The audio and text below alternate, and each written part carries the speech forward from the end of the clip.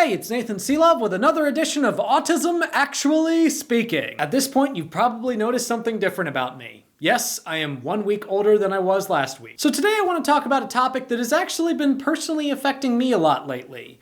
Receiving communication as an autistic. Sometimes I have issues zoning out when people are talking to me, and it's not necessarily because what they're saying is boring, but sometimes it's because my mind starts to wander about other things. For me, this usually happens when I've been more stressed out than usual. I've been having a kind of difficult week, and Jess has been noticing that lately I've been having trouble receiving messages. Now, this can be the result of passive stress, so a bunch of things being built up that I have to do, or it could be a result of something a bit more active, so maybe a meltdown. So today I want to talk about how this issue affects me and some tips and solutions for it. Sometimes it's a lot more passive. So I might be really stressed out about something, and Jess might be talking to me about something that's important.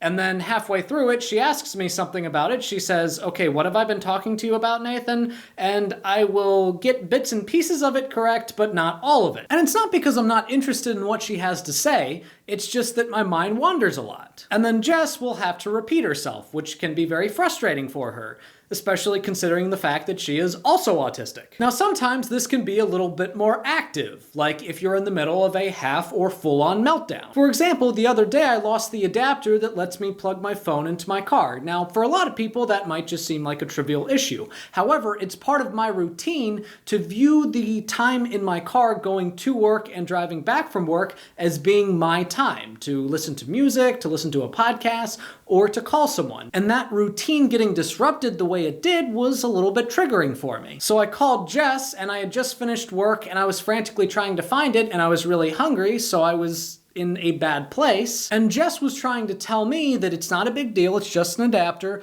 come home, eat, and clear your head. But I was having trouble hearing that because I was just like, no, I lost this, I need it so I can plug it into my car so that I can go home because that's my routine and that's what I always do. And it took me a while for Jess to get me out of transmitting mode and into receiving mode so that she could say, Nathan, you just need to get home and you just need to eat and you're going to feel better. We can take care of this later. And it didn't take us too long to figure it out. I mean, the adapters were not that expensive, we just bought new ones, and in hindsight, this might not seem like a huge deal, but sometimes when it comes to people on the spectrum, if they've just had a really long day, they're already overwhelmed, and they're hungry, and a routine gets disrupted, it can be triggering for us. So how do we try to fix this, or at least cope with it? Well, I have a few potential solutions to talk about. First off, when it comes to the more passive difficulties with being on the receiving end of a message, sometimes you can try to ask clarifying questions to get yourself involved in the conversation, but to also get the other person to explain things in different ways. Now, for more active situations, it sometimes helps me when Jess clearly lays out to me what I'm doing,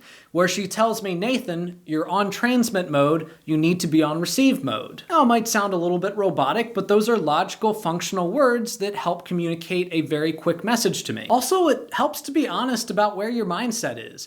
If you're in a situation in which you are having trouble receiving any messages, and it would be more stressful for people to try to communicate with you than it would be for you to just listen to what they have to say later, then tell them that. Be honest. Sometimes I just need to tell Jess, I can't listen right now. And you should also make sure to tell the person a time that you might be more receptive to hearing what they have to say. That way they still feel heard and they still feel like they will be able to tell you what they need to say, but you're still seeing to your own needs. This is definitely something that I personally struggle with.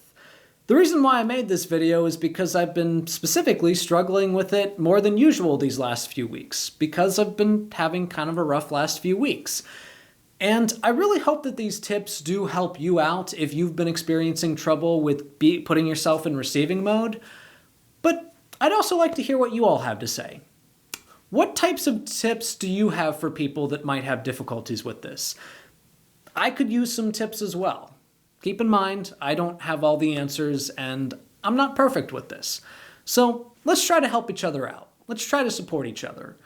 This is definitely one issue in which is objectively disabling about being autistic.